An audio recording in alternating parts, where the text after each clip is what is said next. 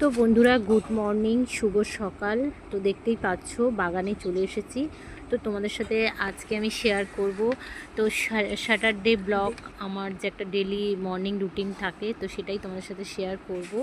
বাগানের ফুল তোলা থেকে ঘরোয়া ভেজ রান্না, পটলের দারুণ একটা রেসিপি, তো সবটাই থাকবে এই ছোট্ট একটা ব্লগে। তো সঙ্গে থাকো। আর দেখতেই পাচ্ছ বাড়ির পেঁপে গাছ, অফুরন্ত পেঁপে, কিন্তু খাওয়ার কেউ নেই।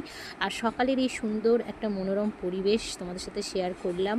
মর্নিং টু আফটারনুন একটা রুটিন। তো দেখো, এরপর মানে প্রতিদিনের যা আমরা বাড়ির হাউসওয়াইফ আমাদের যে কাজটা থাকে সেটাই।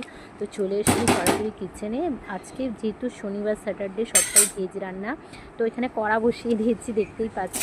আর প্রতিদিনই তোমাদের সাথে আমি যে সমস্ত রেসিপি বানাই, আমার মোটিভেশন, আমার লাইফস্টাইল সবটাই শেয়ার করি। তো আজকেও সেই রকমই। তো ভাতটা মোটামুটি আমার হয়েই গেছে। আর আজকে যেহেতু সারা সপ্তাহের সবজি বাজার মানে যেগুলো ছিল সেই দিয়েই আজকে দিনটা চালাতে হবে। তো যাই হোক, এখানে দেখো মানে একটু আলুও ভেজে নিচ্ছি। আর এখানে সাথে আছে ঘি দিয়ে একদম গরম গরম ডাল। তো এই থাকবে আজকে দুপুরে আমাদের লাঞ্চ মেনু। মুগের ডাল, ভাজাভুজি, এই সমস্ত। তো বাঙালির একটা ঘরোয়া যে রান্না। আর অবশেষে দেখো পটলের একটা দারুণ রেসিপি। তবে হ্যাঁ, নামাবার আগে কিন্তু অবশ্যই এর মধ্যে একটু ঘি, গরম মশলা দিলে কিন্তু জাস্ট জমে যাবে। ভাত, রুটি, পরোটা সব কিছুর সাথে কিন্তু বেশ ভালো লাগে।